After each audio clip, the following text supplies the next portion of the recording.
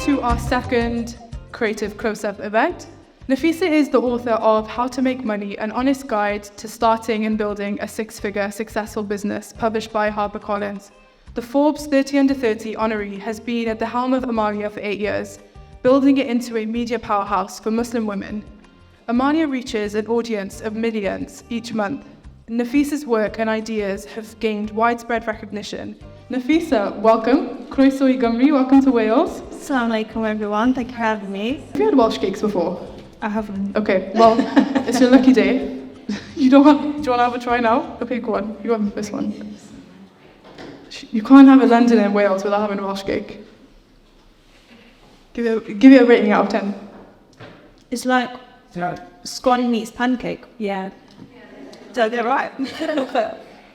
It's nice. We left, so I'll finish mine after. I'll finish mine after too. Thank you. Is it your first time in Cardiff, or have you been here before? Second time. I came last year to do a talk for inclusive journalism. Oh, okay. Inclusive Journalism Company. Yeah, we know them. Yeah. Cool. So yeah, thank you so much for joining us this evening. And I just want to go straight into it, really. The first time I came across you, so we've been following each other on social media for a while. And I remember the first time I came across you, you were standing in front of a huge screen somewhere in California. Tell us about where that is in your journey, and just take me back to right at the start. What were the series of events that led you up to where you are today with Amaliah? Okay, thank you. So the moment you're talking about was in California, and I was there to do a talk and a piece of work for eBay. And the year was probably 2016 or 2017. And we had launched, I think it was 2017, we had launched Amaliah in 2016 January, and we were trying to figure things out. So we'd gone through an accelerator program, which is like a business boot camp. We'd raised some investment, and we were basically up against the clock to try and make this work as a company. And at that time, I probably was like, oh my God, how am I going to figure this out? What's going to happen next? I remember sitting down with the team and saying, we've got 18 months to figure this out. If we don't, we're all out of jobs, and this is all over. So we were really in a pressured environment. And I remember feeling really burnt out. It was just pure hustle of how do you make a media company work? And then I got a message on my Twitter from someone called Michael Bahane, who runs a blog called People of Color in Tech. And he said, hey, there's this guy at eBay who wants to have a chat. Can I pass him your details? And at that point, I was like, what does this person want? I wasn't excited about anything because it was just such a slog to try and get something off the ground. And then he emailed me and he said, can we have a call? And I got on the phone to him. And he's like, hey, we'd love for you to come and do a piece of work with eBay. We'll fly you over, expenses paid. We'll pay you for your time as well. We want to understand more about the Muslim audiences. And this was when the Muslim pound was a big deal in the news, where everyone was like, oh my God, $1 billion market and everything like that. So it was the hype period of what I would have called that space. And I was on the phone I think he's got the wrong person, because I have no clue why he wants me to go over there. And I remember he said, how much would you charge for something like this? And I'm like, I have no clue. And I think I said a couple of £1,000, because I was like, that sounds like a big enough number. And he turned around and he said, you know what, I actually had more budget for you. And that was my first lesson in don't undersell yourself and always double the rate, basically. And so I went out there, and I just thought it was a fluke. I just thought it was one of those things that would happen, and I'd come back and tell the story and be like, oh yeah, once we did this random thing. But then it kind of kept happening. Different brands would knock on our door and say, hey, can you come and talk to us? Hey, can we do this piece of work? That then became campaigns. So now our bread and butter is working with different brands. So we've worked with companies like Tesco, Lush, Pinterest, Lloyds Bank, Spotify, who come to us and they want us to run a campaign in a meaningful way to our audiences. So you started in 2016 and that happened in 2017? Yeah. How? That's crazy. You would have had a lot. Did you intend for that to happen? Because you initially started as a fashion blog, right? Yeah. So didn't intend for that to happen. I think 2017 summer was when we then pivoted into becoming a media company. And we realized, and that was because our blog had just like taken off. People were really interested in reading from different Muslim women's voices. They were interested in contributing. And I never understood the world of media. I didn't understand what it meant to be a media company. I just thought media was like Guardian, Stylist, Daily Mail, all those. And I didn't understand how we would like fit in that landscape and then how you make that into a business. But we kind of were like, okay, fine, we're a media company, I guess. And then sort of went on that journey. So as far as, so we're in 2024 now, like 8 years ago? Yeah. So tell me about some of the biggest moments between now and then, and some things that you didn't expect to do in your growth with Amaliah. Yeah. So I think one of the defining moments was we were about 3 years in. Things were difficult. We were still trying to figure things out. And people loved Amaliah, but Amaliah wasn't necessarily like thriving from a business perspective. And I remember that the beginning of that year, making dua, and I prayed istikhara, and I said, if we don't make 100K this year, I'm going to stop Amaliah, like I'm going to like close it down. And I genuinely really, really believed it. Like I almost felt I was saying, look, Allah, like I've made this dua, I've made this intention. If it doesn't work, it doesn't work. I was ready to say, okay, that's it. And I told those close to me as well, like this is my intention. And I really felt like that detached me from it in like a healthy way. And then the pandemic came and I was like, oh, so I mean, like the writing's on the wall, like it's done. Businesses were like really struggling. VCs were saying, oh, you know, if you're a company, hold on to cash, basically expect to not make any money. So I was like, okay, dua answered. Basically, I can see the science. And then that year, in one partnership, we made 100K. Yeah. And I'm sure. And honestly, like that is, that was something that was like beyond anything I could have imagined. I thought it was going to be like 20K here, 10K here, 5K here, and like really hustling to go get that. And I was like, okay, if there is a sign, this definitely is it. We go again, like let's keep going. And we just kept growing from that, and just getting more and more work and like growing as a team as well. In 2019, there was 3 of us, now we're 8 of us. And I think it was just that defining moment where sometimes you have to put that pressure on yourself to basically make a decision to go forward. So you're very business oriented, obviously, in like those metrics of like 100K, let's go. But has money always been the metric? I mean, as Muslims, it's quite common that we do things for the sake of our faith. We do things because we believe it's a good cause and it's something the community needs.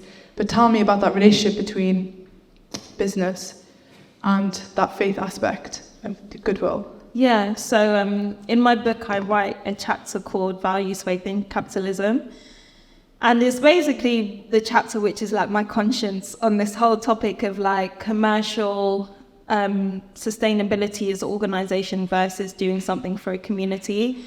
And I think I've reconciled it a lot, but you know, every day and every time we have a new conversation with a potential partner, it's the thought process we go through. But I think I came to the point where I was like, it's great, people love this, but it has to be sustainable, because I see what we're building as infrastructure for Muslim women.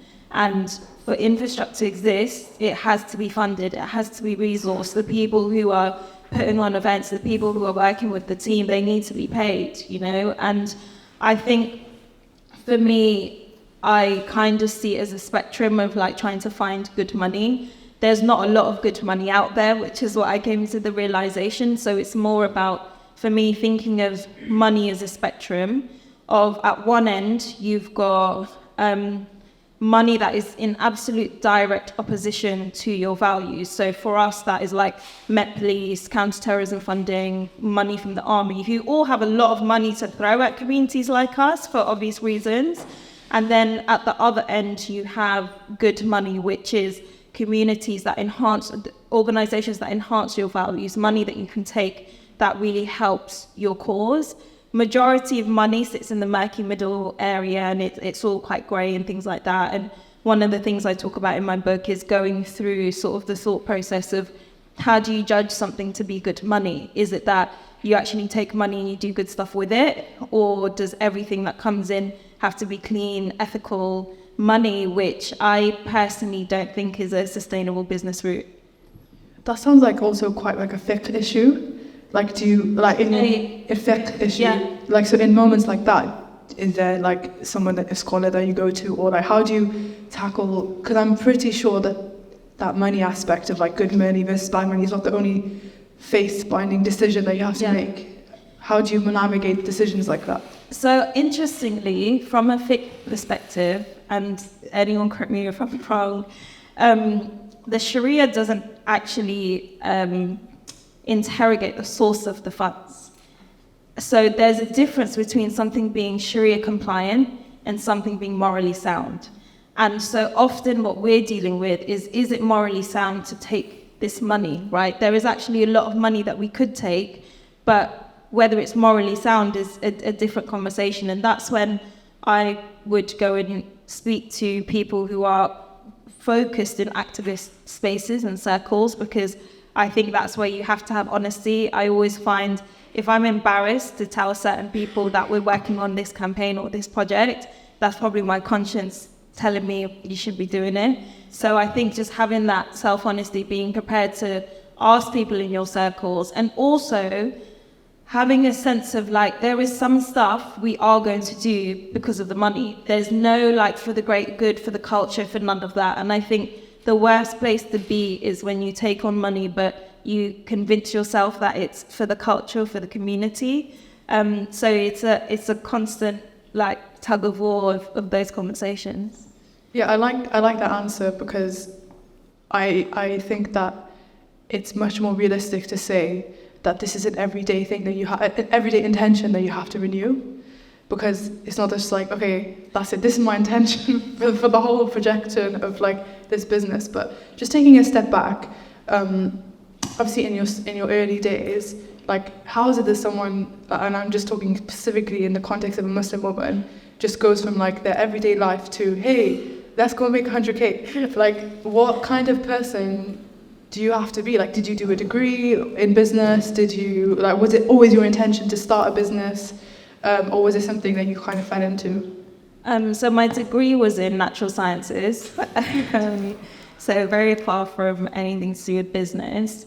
I think I kind of, like, it sounds really stupid in hindsight, but I kind of didn't realize what it was that I was embarking on. I very naively did it. I very much was like, let's just try it. Like, let's just put one foot in front of the other and see what happens. I didn't know anything about the world of startups and tech, but I would go to as many conferences as I could. I would meet people and I would say, who do you think I should be talking to? Who can you introduce me to? I really tried to fill my like skills gap, my knowledge gap, my networking gap. I learned to code so that I could build the first version of Amaliah. And I just kind of thought, okay, I just went into pure learning mode to try and figure out who should I talk to. And, you know, I guess it was just in Amaliah's qadr for it to happen, but it wasn't so intentional as hindsight would make it sound. So yeah. I mean, you say that, but it was obvious that there was a hunger in there somewhere. Like, you're not, because that takes a lot of effort. That learning journey, especially when you're not 100% on what it is you're trying to learn for. Like, what is what is that thing that made you hungry to actually pursue that knowledge and pursue that effort? I think I've always had like this sense of, I guess it's like awareness of my privilege in relation to particularly my family back home. And I've always been like, okay, what am I going to do with that? What's going to happen? Who am I going to be? And I'm just made in a way that I have to sort of be like, okay, where can I put that? Like, the most soul-destroying thing for me would be working in a company that I just don't care about. And I think my glimpse into that was before university. I took a gap year and I worked at an engineering company, and the money was really good. I was working on really interesting projects, but I was like, this isn't for me. And I think that planted a seed of, I thought I was motivated by money, and it's ironic because I've written a book called How to Make Money, but I wasn't in the way that I thought I was. I thought I was going to go to university, come out of university, go into the corporate world. I thought I was going to go into investment banking, make loads of money, and then like the rest is history, you sit in a nice house and that's done. But I very quickly realized that I'm just not made like that. And I think maybe it was my parents instilling a sense of, like, what are you going to do? Like, not explicitly saying that, but I think, you know, being aware of like my position within my family back home and that like stark contrast, I think that was like the fire of me to be like, let's go. And then when I thought of something like Amaliah, it was kind of like, okay, we're just going to give our best shot at it and see what happens. Did you have anyone that you, like, you can say no, but like, did you have anyone that you looked up to, or like people, example you did? Yeah, there was, I don't know how many of you know Shazia Salim. She started one of the first like halal ready meal companies. This is like 2014, 13. This is before like supermarkets had a specific halal aisle, you know, or like section. And she used to work for Peter Jones before from Dragon's Den. And I saw her and I was like, she's did some big things. And I looked to her to be like, okay, like we can play this big, like we can do that. And I think she's one of the first people that I looked at and I was like, okay, because I was so used to seeing lots of white men as the model of like, they're the ones doing the big things. So I think seeing her doing what she was doing, being stocked in Sainsbury's, being stocked in all these big stores and stuff, was like, okay, we can do it. Like from that time to now, from personal experience, the idea of hustling and entrepreneurship has changed so much. Especially, I don't know if you noticed it, but especially with social media, and you have like big influencers like Gary Vee and all these thought leaders in the space. Have you come across that, and do you have anything that you have thoughts on? Because, for instance, entrepreneurship is an interesting industry. You don't go through a formal path of education and then that's it, you're an entrepreneur. It's something that you have to identify a gap, you have to identify a problem, how do you solve that problem? You know it, you've been through it. But now it's like you see huge influencers online who are like flashing their cars, who are saying get rich quick in 5 days, you know, do drop shipping or some other random things. Yeah, like it's just a lot. Like for somebody who wants to make it in this industry, like how do you approach the acquiring of knowledge when you have so much noise online in telling you that this is how to hustle? You have to drink a green smoothie in the morning and wake up at 6 a.m. and you have to go to the gym, and if you don't, then like you're not even an entrepreneur. Like all of this stuff, like it's become like a character, you know, on what an entrepreneur looks like. And if you're a Muslim or a Muslim woman, like that even looks different, because it's like, well, make sure you have kids, and then if you don't, then that's not successful either.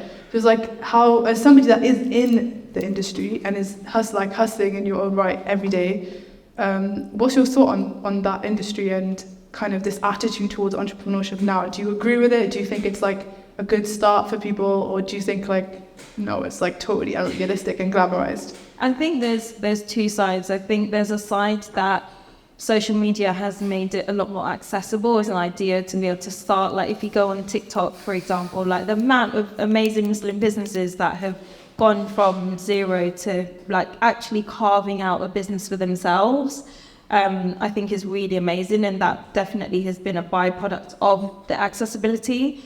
I think the worst extent of it is the hype and glamorization that we see. One of the things I write in my intro is the reason why I wrote this book is because you go online and you just think everyone and their mum is making like 6 figures with 7 revenue streams.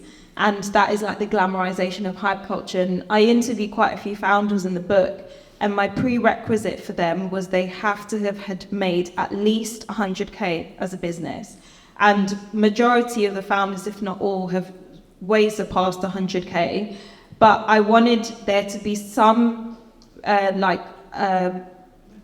some metric of like, why are you credible? Because I think online there are so many people, what I call like content CEOs, where like they'll be out here every day saying, oh, this is how to build a business, buy my webinar, comment below, ready, and I'll send you my like how to make 6 figures in 6 weeks course. And I think anyone who is telling you they're going to get you rich really quickly, be doubtful. And I wanted to give like I wanted to play into that hype when I titled my book, because obviously it's called How to Make Money. I need to adjust that. I wanted to play into the hype culture because, and that's why it's got asterisks next to the money and it says this is an honest guide, because I also, I sat and I was like, if I was a white male author, what would I call my book?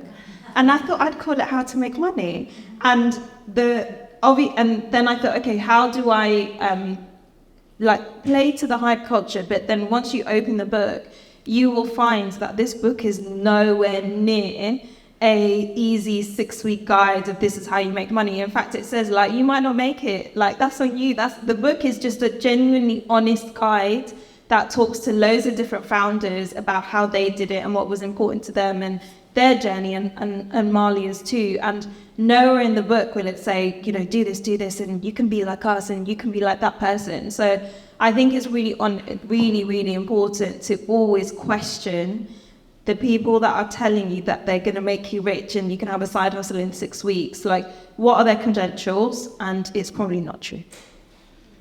Yeah, that's really good advice. I'm going to be honest. I hate business books.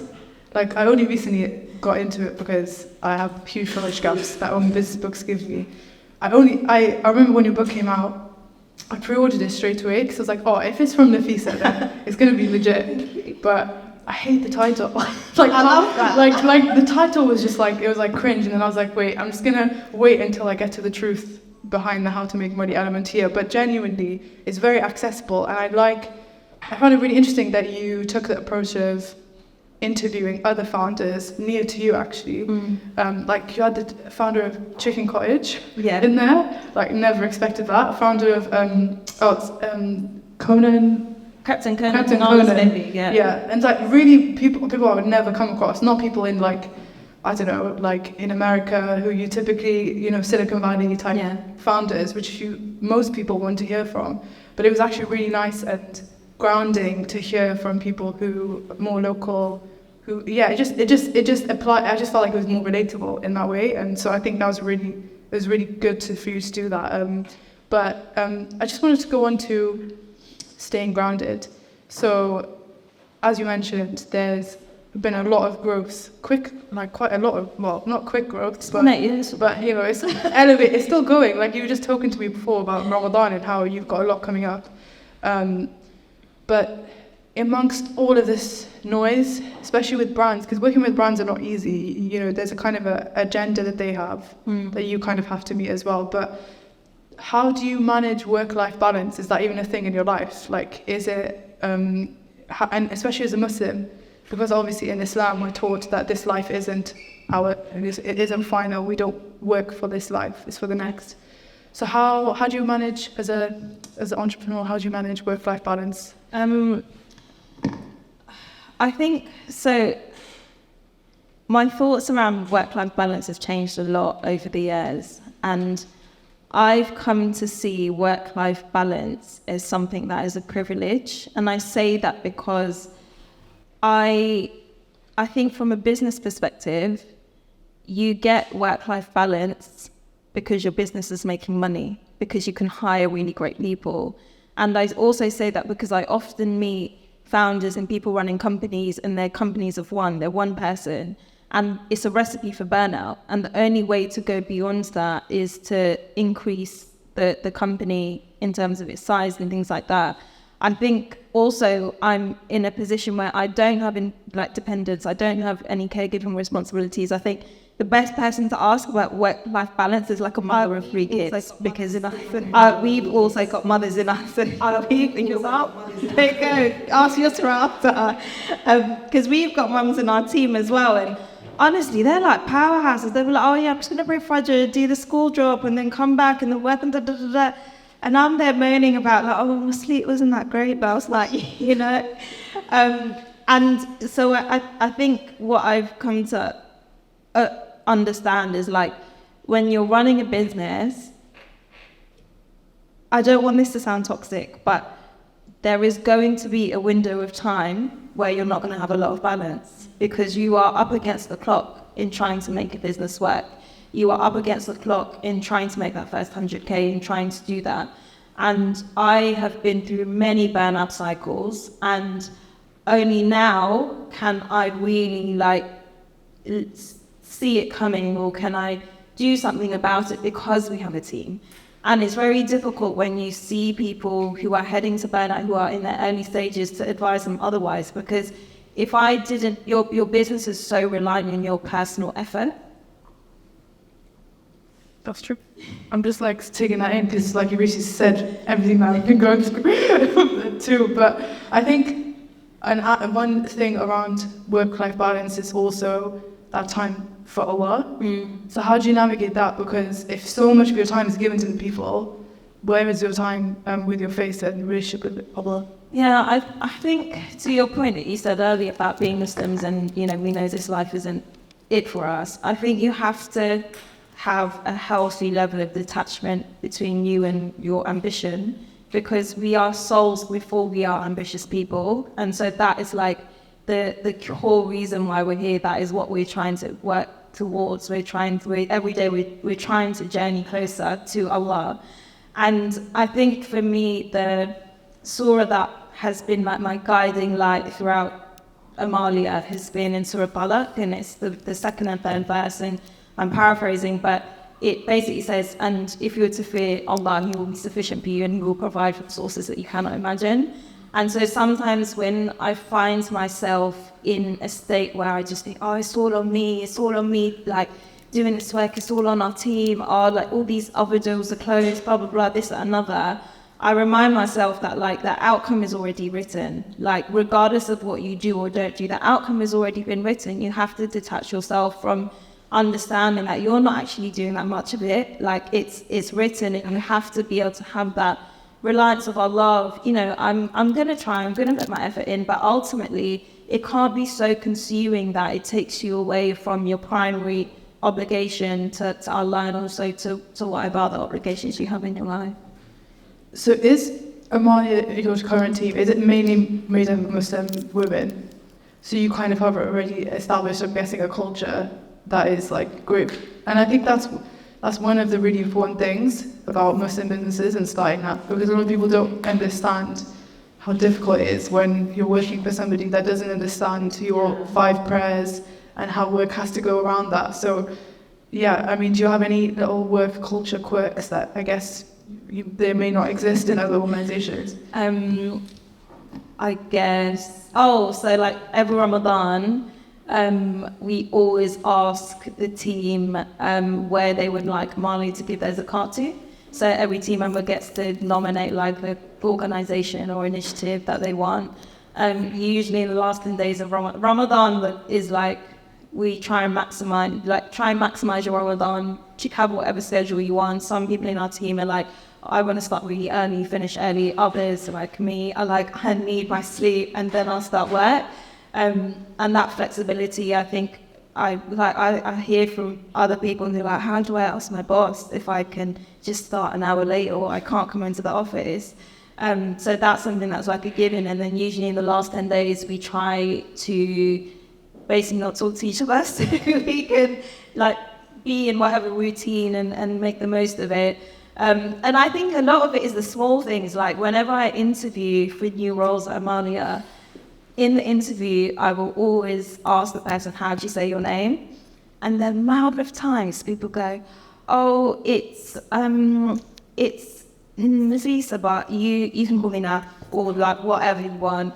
And I'm like, no, babes, that's your name. Like, you know, because they're so used to being in an environment where you have to like shrink and be palatable and you know, you can't cause discomfort to someone else, or God forbid they have to try and figure out how to say your name, you know.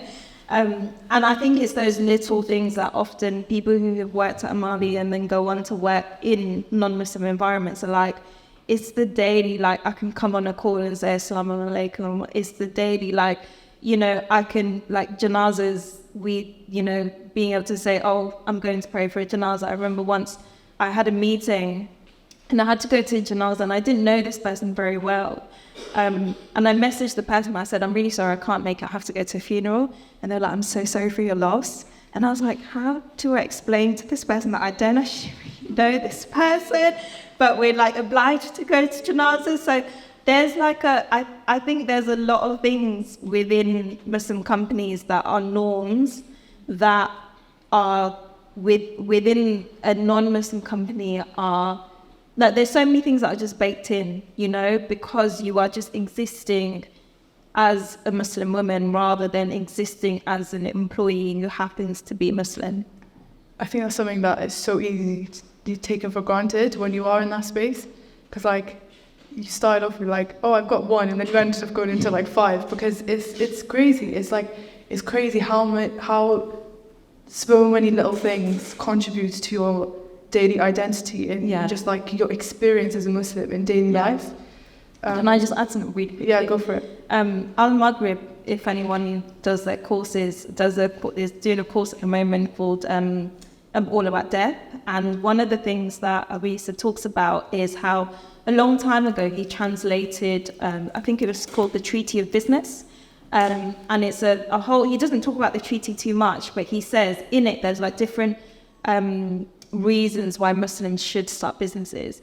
And he says that for the Salafis, the core primary reason that they put to have a business is so that you could attend janazas without asking other people, without getting permission. And then he talks about his own experience when he used to be a pharmacist, and there was a janaza of one of his really close friends. And he was like, I couldn't take time off because I was like the head dispenser. He didn't really get on with like his manager and blah, blah, blah. And he was like, but I really had to go to this janaza. And then he just turned to his like junior member of staff and he said, listen, I've got to go. I've got an emergency. If anyone asks, just say it's an emergency. And he was like, I did it. I got in trouble, but I had to. And I think that sense of like, we often are existing in infrastructure and structures that just don't accommodate for how much communal and community love Islam asks of us, and what our worship and being a Muslim asks of us. And I just found that really, really like mind-blowing that was such a reason to start a business. SubhanAllah, that's a really great reflection. And again, yeah, it goes back to the point of we take these things so for granted in spaces now. And I think the culture is slowly changing. Yeah. But it's also, I guess, a point of contact for us Muslims to do a bit more consultancy work with these organizations and coin that. But I just also wanted to talk about like building a platform for Muslim women and the work that has gone into that, really. Yeah. Because essentially what you've done is you started a community that wasn't really there before, or that existed, obviously Muslim women in their own communities. We've kind of like started a community from scratch.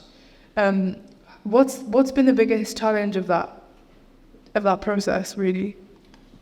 I think it's been how to create something that's funded and that is sustainable. And that is like, I talk about in the book about being a community versus being a commercial endeavor. And I used to feel like, you know, it can really rub people up the wrong way, because if you aren't commercial enough, then you eventually don't have the resources to run the community. If you are too commercial, you can make decisions that are just not morally sound and not right for the community or right for the business. And so that's like one of the key challenges. I would say the Amaliah community is so beautiful, mashallah. Like they give us a lot of grace as well, and they really understand the challenges that come with being a Muslim media company in this climate. But yeah, that's a constant ongoing challenge, I would say, especially now. Yeah, I know, because obviously independent media is under a lot of heat right now. Galdem closed down. I was quite shocked by that. and Vice.com, they're currently under a lot of, I saw that in the news that there's a lot of layoffs. So independent media is not, in a time when we probably need it the most, with social media being accused of shadow banning people, and especially with what's happening in Palestine and Christ not giving attention to those spaces. I mean, I don't know how you're still going, really.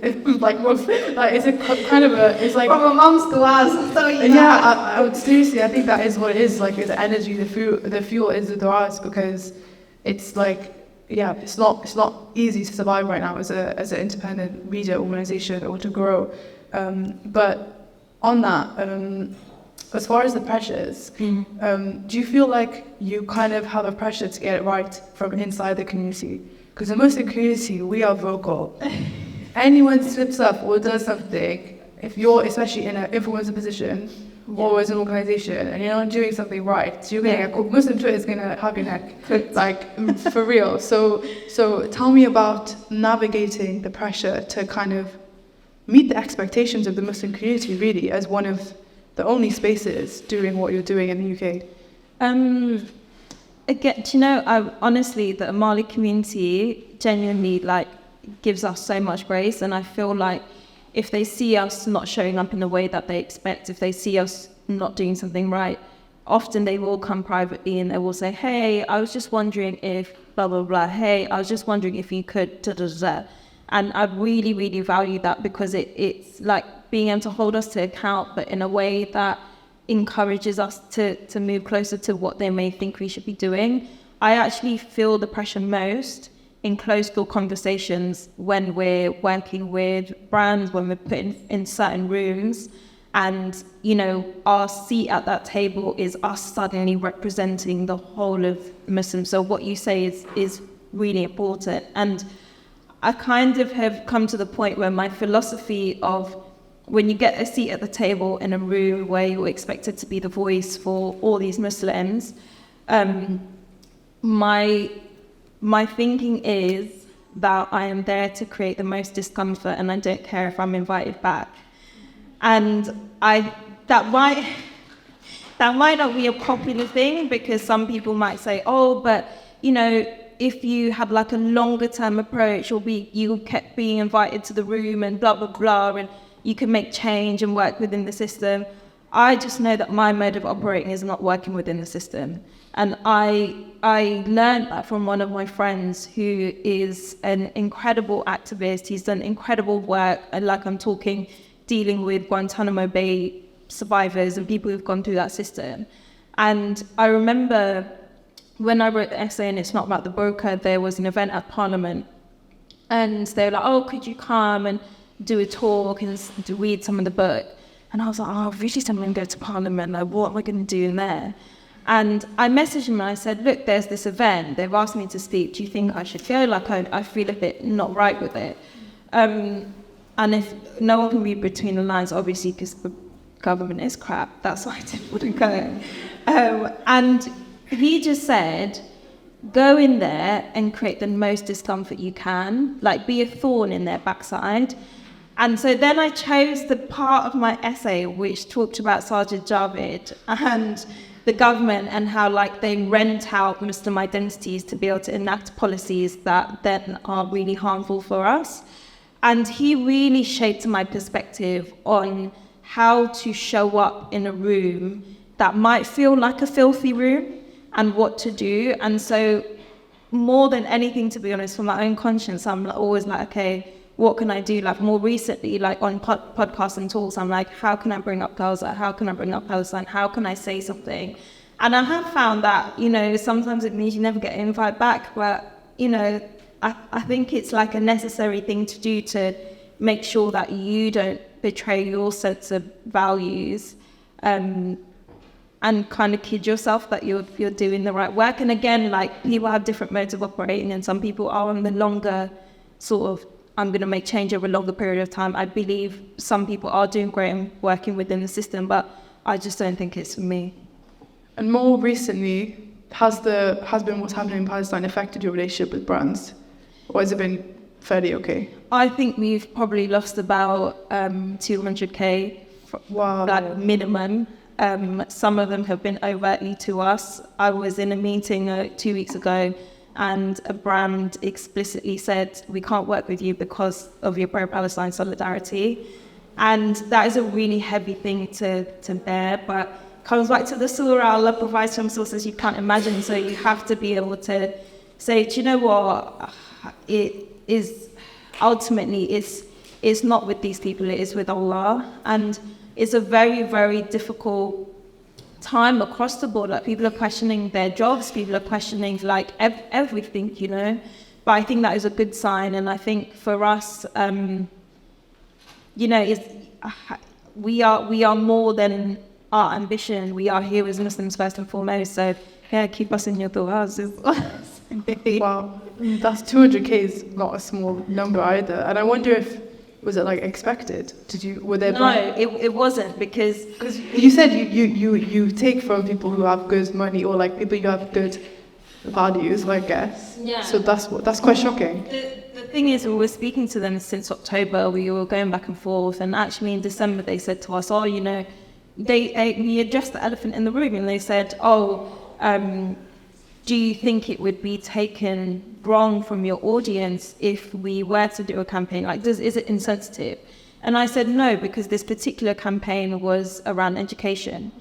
And I said, you know, ultimately our audience understands that we are a business, we are going to work with campaigns. We'd launched our campaign with Copperfield, which was all about breast cancer, which was a very cheeky tone of voice.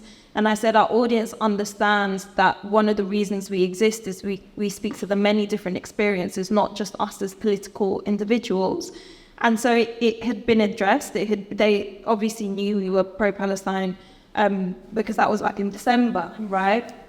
And so it was a really, really, really, really big curveball to us when it happened. And it really made me feel like, and I think a lot of people resonate with this at the moment, of like our position and our place as Muslims and what it means to like, we just like played as a political football, you know, and that is really difficult. And I think we have to be more radical in the community as how we show up. I think, and this is not from a place of resentment, I think too often Muslim businesses, Muslim organizations, Muslim individuals are forced to look outside of the community on how they can make money, on how they can have a sustainable venture, are forced to look at money and funding sources that they ideally don't want to take and don't want to work with.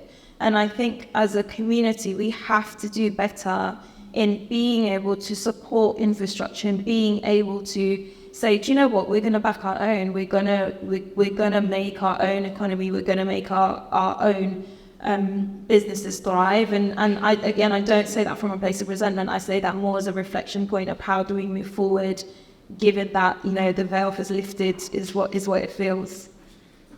Yeah, I mean, I think that's a really important point, and it does link heavily to a lot of the themes that you wrote in the book, and just like an honest reflection on diversifying that stream of income, no matter what size your organization is growing at. But for somebody who's never started a business, or they want to kind of start their own hustle, or who wants to grow their hustle to the next level, what kind of tips or advice would you give to them? I'd firstly say buy my book. So my first one, that I mean, there were like so many, but if I was to sort of distill it, and some of these I talk about in the book in more detail, my first one is to distinguish whether you are a startup or you are a business.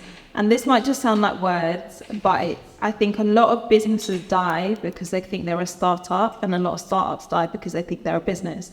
The key difference between the two, so we started as a startup, we are now a business, but the key difference between the two is a startup is trying to explore what their revenue model is. A startup is something that's quite novel. There's not like an easy, okay, this is how we make money.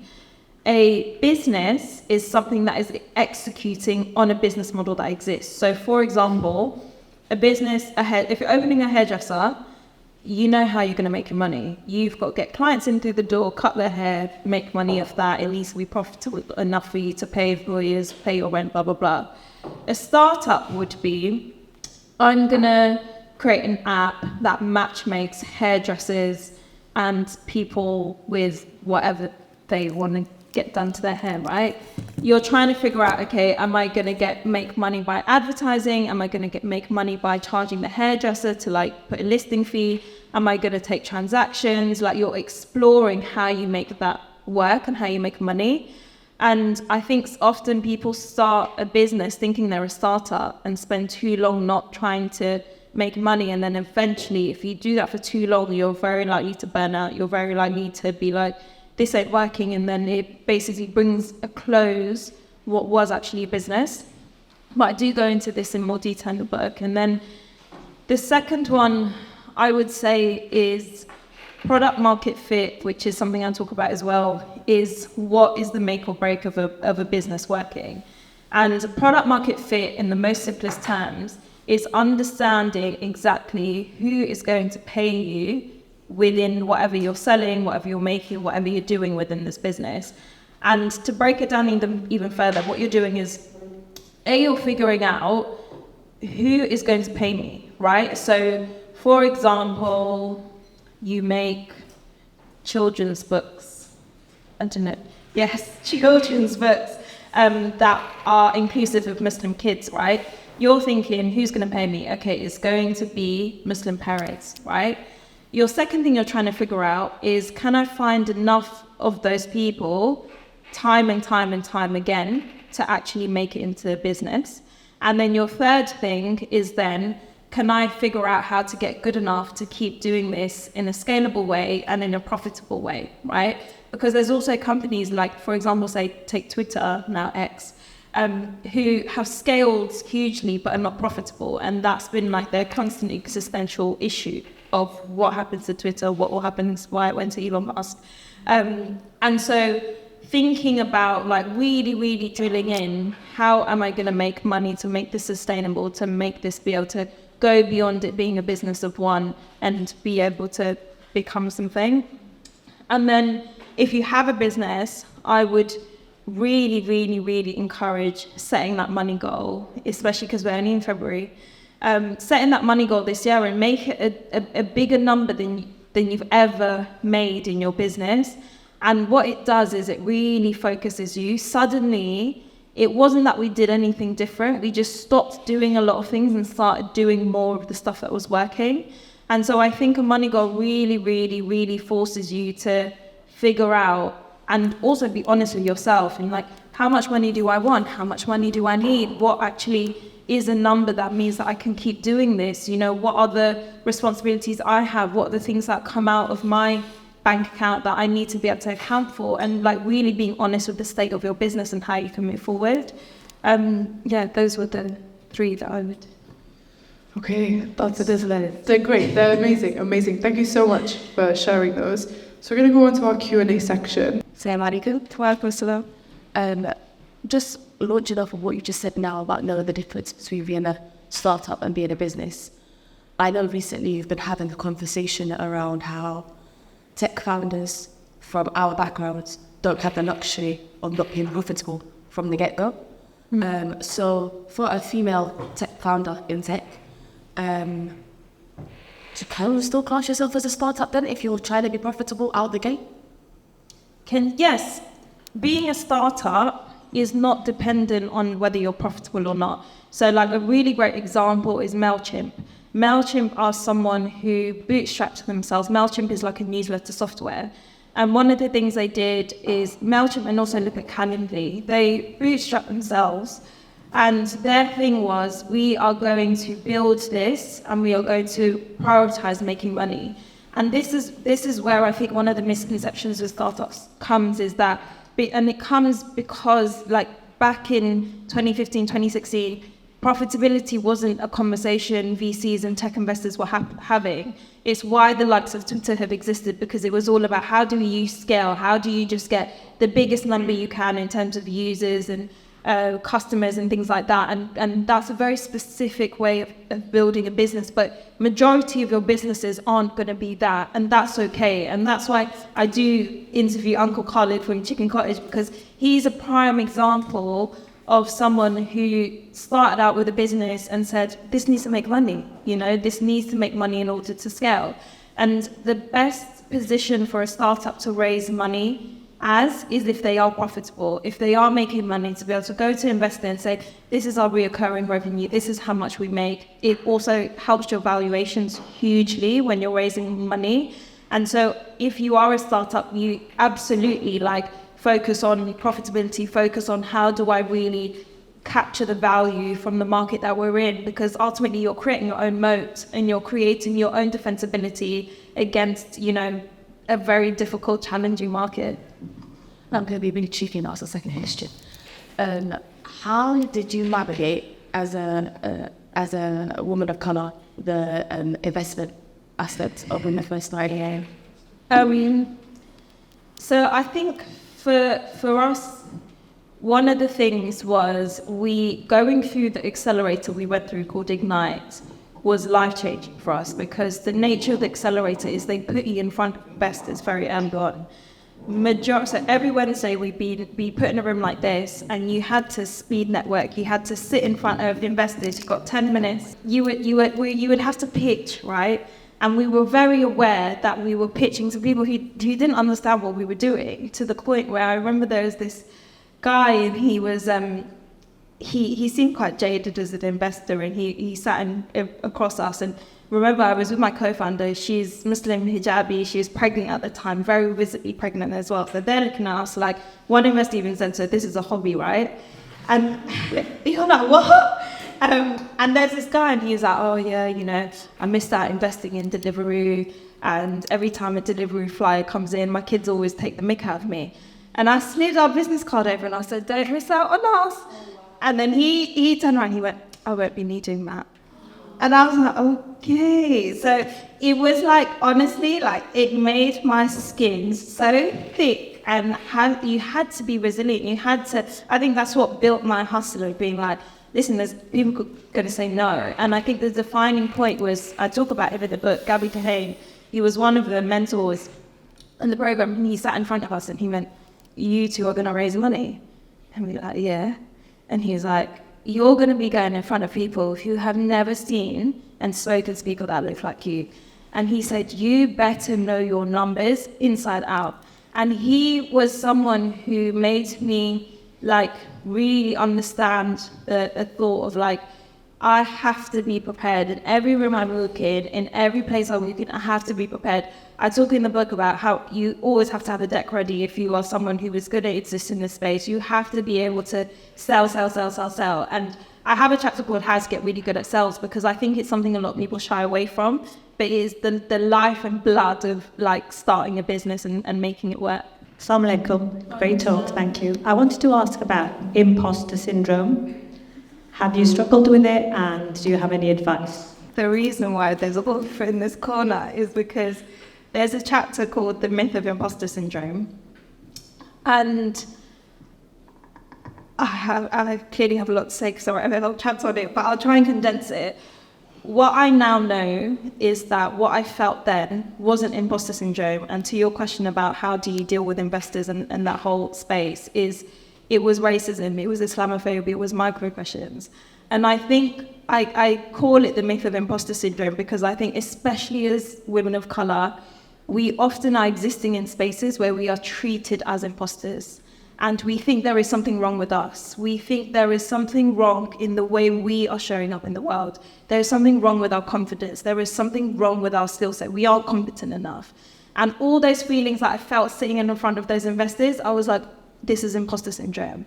What I now know is that it wasn't imposter syndrome. It was, I was doing something really difficult. I was always going to feel out of my depth. I was so young when I had come out of uni trying to start a company, raise investment, then know how to spend that money trying to build a business. It's an incredibly difficult thing to do. Of course, I was going to feel out of my depth. But secondly, I was existing in a space that was constantly going to treat me like an imposter. That guy who would return the business card, he weren't doing that to the white founders. When I was on the accelerator, I was the only woman of color. All the other CEOs were men.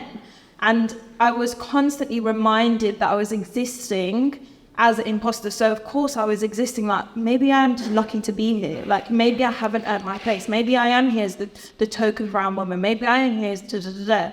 And now I know that actually I think imposter syndrome is a myth that is sold particularly to women, and we make it an individual issue when actually it's a societal and structural issue of not being inclusive enough for us to get the best out of us and for us to see our potential. I wanted to speak to what you said about investors and partnerships and, not the importance of not just being Sharia compliant, but also being ethically compliant. And then you mentioned that there have been partnerships that you've lost due to your stance on Palestine. And I'm sure that there are a lot of our younger sisters, especially in this room, who are thinking of setting up some sort of business or startup, who kind of need to know who these companies are that have pulled out of such partnerships based on that, because that makes them unethical, really. Would you ever consider sort of outing these companies who have cut off partnerships with yourself, or where do you stand on that? Especially with I'm just thinking of things like the toxicity of cancel culture and so on. It's interesting because I had a coffee with someone yesterday and we were talking about our exit strategy from this industry. And one of the things we spoke about is how there will be a day where we will lay it all out. There were honestly, there are so many experiences we have had, but I'm waiting for the right time and I'm waiting for the right moment. And within closed circles, within peers and things like that, we definitely have that knowledge sharing. I also mentor people, I talk to people, and I definitely do that knowledge sharing. But I think there's a longer term game when it comes to knowing when is the right time. And so don't worry, there will be this one day. The receipts are being collected. Assalamu alaikum. My question is based on what you were saying about imposter syndrome. I think in the book you mentioned as well that once you realized your definition of imposter syndrome and you were in different spaces, you realized things about yourself that you weren't as introverted as you thought and more sociable than you thought. Do you think for us it's more important to realize that and continue going into spaces where we do feel like an imposter, or do you think it's more important for us to create our own spaces with like-minded people in different settings? Which one do you think is more where we should focus on? Thank you for your question. Just to make other people aware if they haven't read the book, something I talk about is one of the ways that I realized this whole thing about imposter syndrome was when I found myself in predominantly white male networking spaces. I found myself painfully introverted. I found myself leaving those events and feeling like I missed out on opportunity, like I didn't push myself enough, I didn't talk to enough people, and many of us may have felt that feeling. But then I would go into rooms like Islamic Makers, who puts on events for startup and tech community, and I was this social butterfly, like talking to everyone, introducing myself, having the whole chatty patty with everyone, and I was like, who is this version and who's that version? And that's when I realized that actually what I was existing as an imposter, and I was being treated in a certain way as well in those spaces. And I think for me, you have to be in both. And I see it as the inclusive spaces almost like recharge you and give you that confidence and that sense of self and that sense of it's why it's so vital for us to be in community and be able to hold each other and see each other for who we are in that wholeness, but then also not cut ourselves off from opportunities that may be in rooms which aren't like that.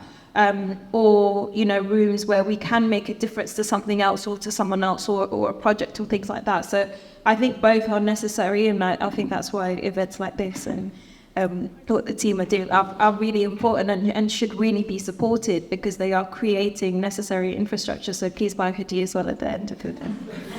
I wasn't supposed to say that.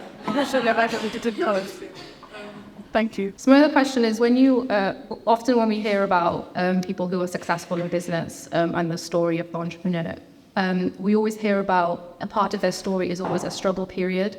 But we often hear about this once they've already become successful or gone past that. And I find that when we do hear about it, it's very much romanticized as well. And we don't actually understand what it actually means to go through that struggle.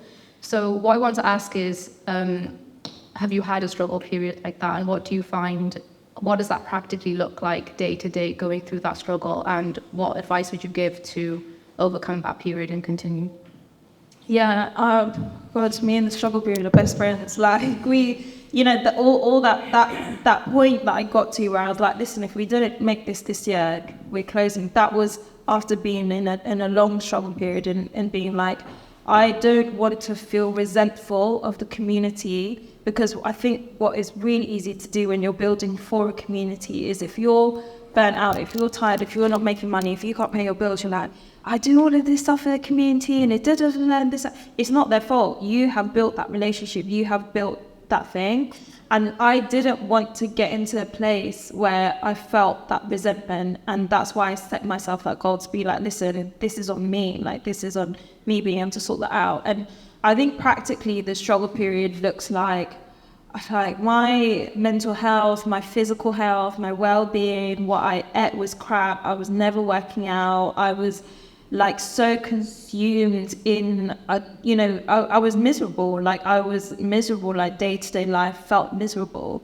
And family and friends around, you're miserable. And I remember when once I turned around to my parents and they were like, how's work? And the thing is that struggle period can also come when business is doing well, because I think there is like a turning point of when you start out, the business is at the mercy of what you do. If you work, the business might work, but it's waiting on you. It's waiting on your next move. And then there is a turning point where you are at the mercy of the business because things are going well, because there's a campaign, there's a project, there's this, there's that. And so you can have a struggle period even if your business is doing well. And I remember feeling that struggle period this time last year. And I remember speaking to my parents and they were like, oh, how you doing? How's the buzz? And I was like, this is how I knew I was like, I just didn't care anymore, because I was like, yeah, I'm just really miserable with work. And my dad was like, but business is doing well. And I was like, yeah, but it doesn't mean I am, And I almost felt like it redefined my relationship with my parents in a way, because I didn't tell them that and give them the solution. I wasn't coming to them saying, I'm really miserable, I'm not in a great place, I'm gonna da-da-da. I just said, yeah, I'm miserable. And I was just really honest with my family, and I was just like, yeah, I'm just not in a great place. And I think for me, I've come to understand as well that when you are doing something that particularly is an ambition or is tied to like a greater goal or a greater thing, it is going to come with miserable parts. There's like this pie chart which shows that like majority of the time you're not going to enjoy that.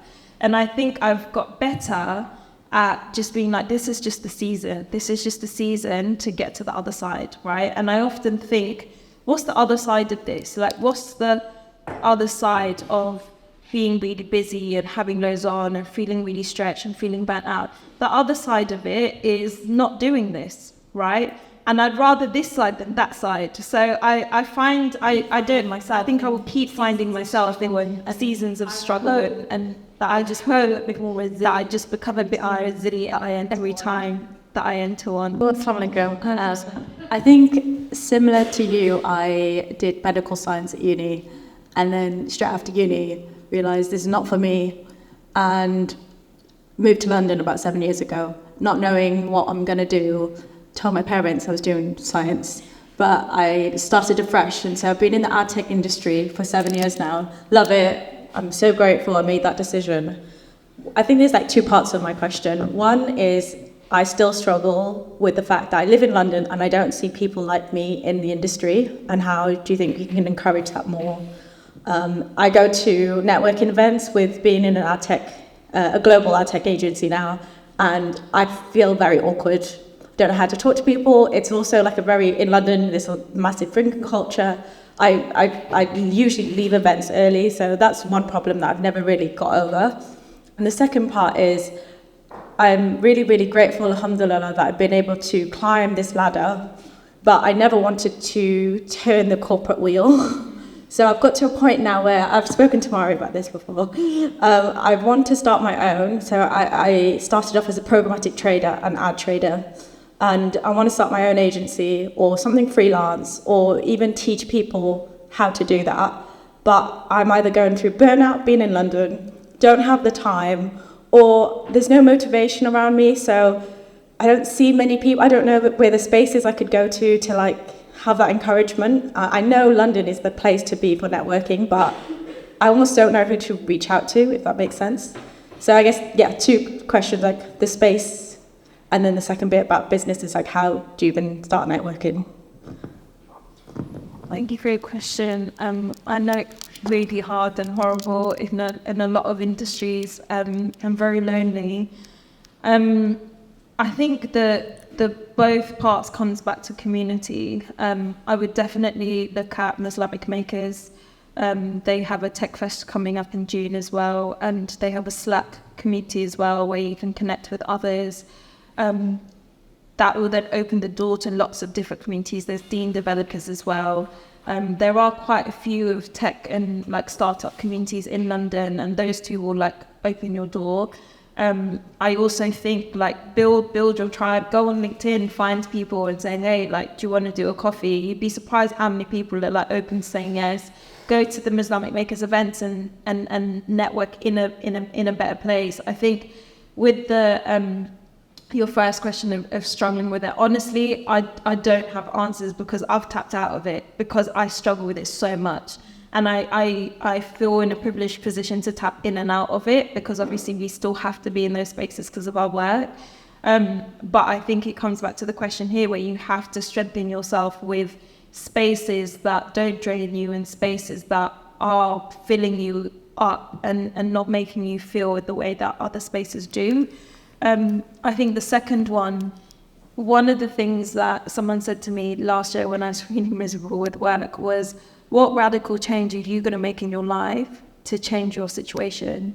And I think that's a question you can ask yourself, because I think there comes a point, and for me, this point also came in my life when I took the leap to start Amaliah, is I'd been so miserable, I'd been so burnt out, I'd been existing in all these spaces, I wasn't sure about myself, I wasn't sure about starting Amaliah, and then I had this flip where I was like, I was almost fed up with myself, and I was like, listen, are you going to keep talking about what you want to do, or are you going to do it?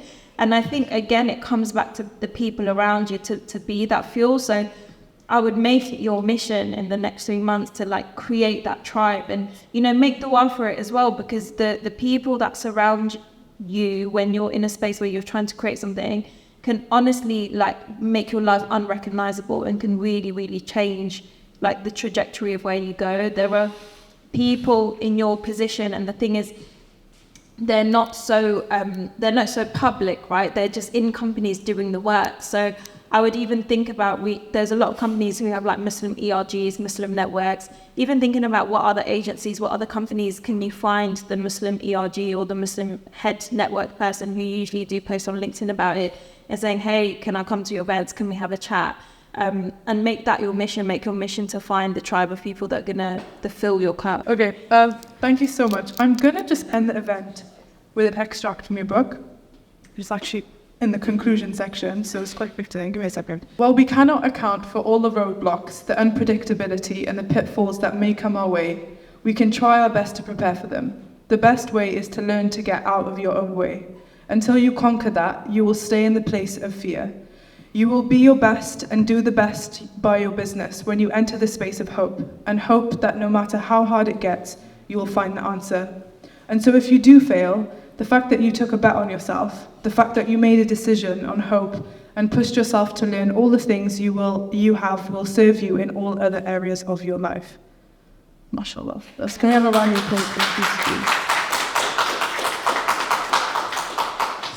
So please follow us on social media at Now in a Minute Media and at The Creative Close-Up. And just, a round of applause for the volunteers and everyone that's staying here.